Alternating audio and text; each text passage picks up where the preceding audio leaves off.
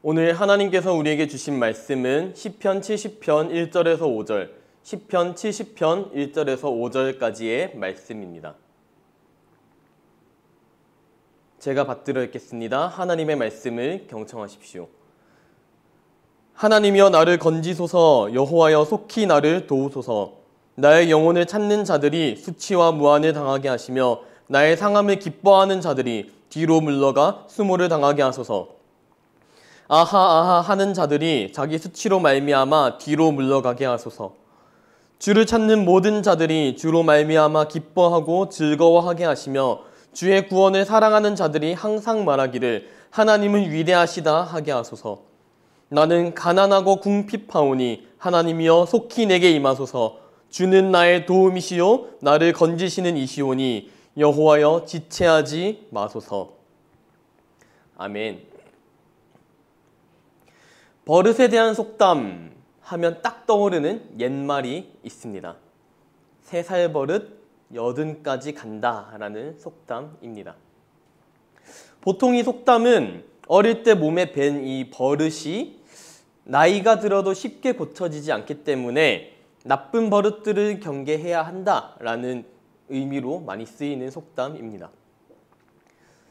3살, 손가락 맛이 어떤가 맛을 보아 알아야 하는 나이입니다. 이건 뭐지? 저건 뭐지? 여러 가지 궁금한 것들로 가득 차 있는 세상에 대해 질문하기도 하는 나이가 바로 3살입니다.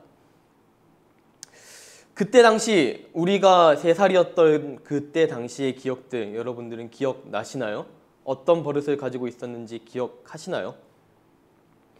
부모님이나 주변 사람들의 어떤 증언에 의존하지 않고서는 사실 기억도 잘 나지 않는 3살 시절의 기억, 버릇. 이 3살 버릇이 80까지 간다면 나쁜 버릇들을 경계하는 것에서 그치는 것이 아니라 나쁜 버릇들은 경계하고 좋은 버릇들은 들여야겠다라는 생각이 들게 됩니다. 그래서 좋은 버릇들도 어려서부터 많이 길러놔야 한다라는 얘기들을 우리는 흔하게 접하기도 하죠. 왜냐하면 이렇게 무의식적으로 하던 버릇들이 어느새 촘촘히 몸에 배기 시작하면서 습관이 되고 그 습관이 우리 삶에서 자리 잡게 되기 때문입니다.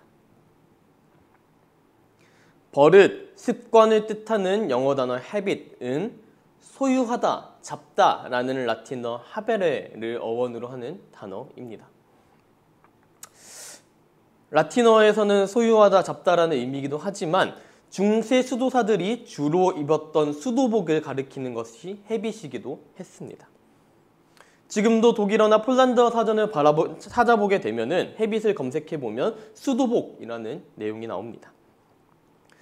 수도사들이 같은 옷을 입고 하루 평생 똑같은 시간에 노동을 하고 기도하고 말씀을 읽고 자러 가고 이런 일상들을 반복하는 것을 보니까 수도복 입은 사람들은 다른 수도복 입은 사람들과 비슷하게 살겠구나 하는 결론을 내리게 되는 것입니다. 이렇게 버릇은 습관이 되고 습관은 우리가 살아가는 삶을 채워가게 됩니다. 습관이 우리 인생을 채워가다 보면 평소에는 내가 습관대로 하는지 습관대로 살아가는지 잘 깨닫지 못하게 됩니다. 그냥 자연스럽게 의뢰하던 대로 살아가게 된다는 것이죠. 그런데 습관적으로 하던 것들 이외의 상황이 발생하게 되었을 때, 벌어지게 됐을 때, 예를 들면 아주 긴급하거나 큰 위기 상황이 닥치게 되었을 때 이 습관들, 우리 평소에 쌓아왔던 습관들이 본실력을 발휘하게 됩니다. 평소에 남 탓을 하는 습관을 가지고 있던 사람, 이 사람이 큰 위기의 순간을 마주하게 되었을 때 과연 그리고 그 위기의 순간이 내 책임입니다 라고 얘기를 해야 하는 상황이 되었을 때 과연 내 탓입니다 라고 할 수 있을까요? 아마도 그 위기를 남 탓하는 것으로 모면하려고 할 것 같습니다. 가장 긴급할 때 나타나는 삶의 양식은 오랜 시간 동안 쌓아왔던 그 사람의 버릇이고 습관입니다. 오늘 본문 말씀 시편 70편의 내용은 내용적으로 탄원시에 해당됩니다. 탄원하는 시, 탄원시라고 해서 뭔가 특별한 것은 아닙니다. 시편 150편 중에서 65편, 거의 절반을 차지하는 흔한 시가 바로 탄원시입니다. 탄원시는 대적들로 둘러싸인 순환의 상황 속에서 하나님을 신뢰하며 드린 찬양이자 기도입니다. 그래서 내용들을 찬찬히 살펴보게 되면은 대부분의 탄원시는 이렇게 시작합니다. 하나님을 부릅니다. 여호와여, 하나님이시여. 그리고 어려움을 아뢰입니다. 저희가 이런 어려움에 처해 있습니다. 대적들이 나를 쫓아옵니다. 세 번째, 하나님만이 우리의 희망이심을 고백합니다. 그리고 마지막으로 감사와 찬양으로 끝나는 구조를 가지고 있는 것이 이 탄원시들의 특징입니다. 이 탄원시의 구조를 보고 있으면 습관처럼 기도한다라는 느낌이 들지 않으시나요? 이스라엘 민족이 순환의 역사를 겪을 때마다 하나님께 기도하는 습관이 있었구나라는 것을 발견하게 되는 것입니다.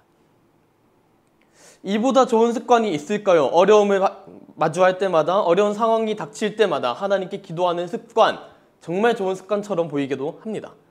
어려움을 당할 때마다 하나님께 기도했고 하나님께서 기도를 듣고 응답해 주셔서 문제를 해결해 주셨다라면 정말 좋은 습관처럼 보이게 됩니다. 그러나 오늘 본문 내용을 살펴보게 되면 속히 도우소서, 빨리 도와주세요 라면서 아주 긴급하게 요청하고 있는 상황입니다. 그러나 여전히 이 다윗의 영혼을 찾는 사람들, 다윗의 목숨을 원하는 사람들이 있었고 그대로 있고 그들이 수치와 무한을 당하지 않습니다. 여전히 다윗을 조롱하고 당당하게 압박하고 있습니다. 기도하고 찬양했지만 아직도 다윗은 가난하고 궁핍한 상황에 처해 있습니다. 심지어 다른 탄원시들처럼 감사와 찬양으로 마무리되지도 않습니다. 문제가 닥쳤을 때 하나님께 기도하는 방법은, 문제가 닥쳤을 때 기도하고 찬양하는 습관은 문제를 해결하는 능력으로 보았을 땐 완전 빵점짜리의 습관이라는 겁니다. 정말 그럴까요? 그럴 리가요. 아마도 다들 동의되지 않으시는 방향일 거라 생각합니다. 동의되지 않는 그 근거가 복음서에 나타나고 있습니다. 마태복음 11장 29절에서 예수님께서 말씀하십니다. 나는 마음이 온유하고 겸손하니 나의 멍에를 메고 내게 배우라. 그리하면 너희 마음이 쉼을 얻으리니. 그리고 그 앞절 28절이 아주 유명한 구절입니다. 수고하고 무거운 짐진 자들아 다 내게로 오라. 내가 너희를 쉬게 하리라.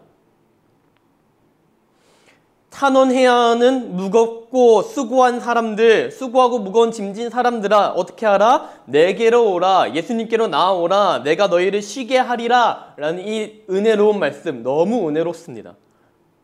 그리고 그 다음이 중요하죠. 이제 짐을 내려놓고 좀 쉬나 싶은데, 내 어려움들을 내려놓고서 조금 쉬나 싶은데 예수님께서 지신 그 멍에를 지라고 명령하고 계십니다. 예수님 지신 멍에가 뭔가요? 십자가의 길, 고통과 순환이 가득 차 있던 그 멍에를 이제 우리 보고 매라고 말씀하십니다. 네, 아멘 하고 이 멍에를 맬 수 있을까요? 예수님, 그냥 제가 전에 지던 수고와 짐이 더 쉬워 보이는데요. 그냥 그거 다시 지겠습니다 라고 얘기하게 되지 않을까요? 29절을 다시 읽어봐야 합니다. 다시 읽어보겠습니다. 나는 마음이 온유하고 겸손하니 나의 멍에를 메고 내게 배우라. 그리하면 너희 마음이 쉼을 얻으리니. 예수님께서 지셨던 그 멍에를 메고 죽으라가 아닙니다. 나의 멍에를 메고 너희는 죽으라가 아니라 멍에를 메고 예수님께 배우라 라고 기록되어 있습니다. 무엇을 배울까요? 예수님께서 고난과 위기를 이겨냈던 습관을 배우라는 건 아닐까요? 예수님께서는 평소에 하나님께 기도를 했다? 그러니 우리도 기도하자, 우리도 주님을 찾자 라는 이 단순한 결론이 나오는 것이라면 예수님께서 제자들과 함께 겟세마네에 기도하러 가셨을 때 제자들은 절대 잠들지 않았을 겁니다. 왜? 흔하게 배울 수 있는 습관 중 하나였으니까요. 자면서 기도했습니다. 할 수 있는 것들이었으니까요. 다만 예수님께서 하셨던 그 기도의 내용, 내 뜻대로 마시옵고 아버지의 뜻대로 하시라던 그 기도의 내용처럼, 그 내용이 그대로 이루어졌던 내용처럼 기도를 했을 때 기도는 수고와 짐과 어려움이 사라지는 아주 영험한 능력이 있는 것이 아니라 그 뜻대로 순종할 때 하나님의 기쁨에 참여하게 된다. 이 기쁨에 참여하는 방법을 너희도 배우라 라고 말씀하고 계시는 것 아닐까요? 오늘 본문도 똑같습니다. 다윗이 처한 상황 하나도 변하지 않았습니다. 수고하고 무겁고 짐진 상황들 하나도 변하지 않았습니다. 기쁘지 않은 요소들에 둘러싸여 있는 이 다윗은 이 대적들이 처리되었을 때 감사와 기쁨의 내용들, 내가 이제 기쁩니다 라는 얘기를 해야 하는 게 맞지 않겠습니까? 그런데 다윗은 다른 것에서 기쁨을 발견합니다. 4절 앞부분입니다. 주를 찾는 모든 자들이 주로 말미암아 기뻐하고 즐거워하게 하시며, 대적이 사라져서 나의 문제가 해결되어서 기쁜 것이 아니라 해결된 것 때문에 내가 이제 기쁩니다, 억압되는 것이 없습니다, 기쁩니다가 아니라 하나님을 찾는 사람들이 하나님 때문에 기뻐하고 즐거워한다라는 고백을 오늘 4절에서 말씀하고 있다는 겁니다. 우리에게도 마찬가지의 고백이 있어야 할 줄 믿습니다. 탄원해야 하는 그런 답답한 상황을 마주하게 될 때 답답한 상황에 우리의 기쁨을 맡겨두지 마시길 바랍니다. 상황에 맡겨진 기쁨이라면 이스라엘 민족들이 이렇게 많은 탄원시를 썼을 리가 없습니다. 탄원해봐야 문제가 해결되지 않거든요. 문제가 해결되지도 않는데 뭐라 하나님께 탄원할까요? 아무 의미가 없거든요. 그러나 이스라엘 민족들이 발견한 이 탄원의 핵심은 하나님을 찾을 때 하나님 때문에 기쁘고 하나님 때문에 감사할 수 있고 하나님을 찬양할 수 있는 기쁨을 발견했기 때문입니다. 이스라엘 백성들이 발견했던 이 기쁨처럼 하나님으로 기뻐하는 습관을 옷 입는 저와 모든 성도 여러분들 되시기를 소망합니다. 함께 기도하시겠습니다. 사랑하신 하나님, 시편 말씀으로 답답한 상황에서도 보아야 할 것을 바라볼 수 있게 해주시니 감사합니다. 우리는 길든 짧든 인생을 살아가며 각자 다른 모습으로 탄식이 나오고 원망할 수밖에 없는 상황들을 마주합니다. 탄원할 수밖에 없는 상황에서 우리의 탄식과 원망이 하나님을 찾는 부르짖음에서 시작되기를 원합니다.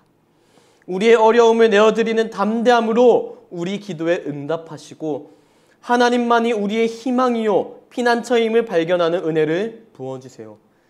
우리가 어려움을 피했기 때문에 기뻐하는 것이 아니라 하나님의 기쁨에 참여했기 때문에 기뻐할 수 있는 참된 기쁨을 허락해 주시고 겸손하고 온유한 마음으로 하나님께 더 가까이 나아갈 수 있도록 우리 일상을 늘 지켜주세요. 이 모든 말씀 예수님의 이름으로 기도드립니다. 아멘.